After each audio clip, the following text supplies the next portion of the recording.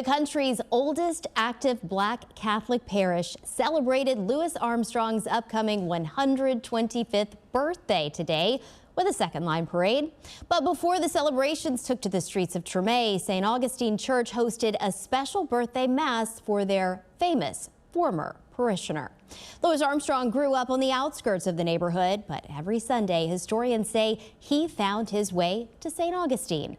For the first time since Hurricane Ida, the honor service was held inside the church. Father Quentin Moody said today's message is about the power of music and in culture rooted in traditions.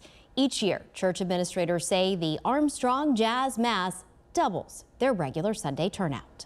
We all take pride in that, mainly because of the man that he was.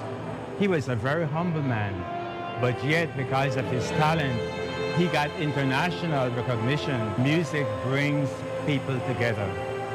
It calms us, it soothes us.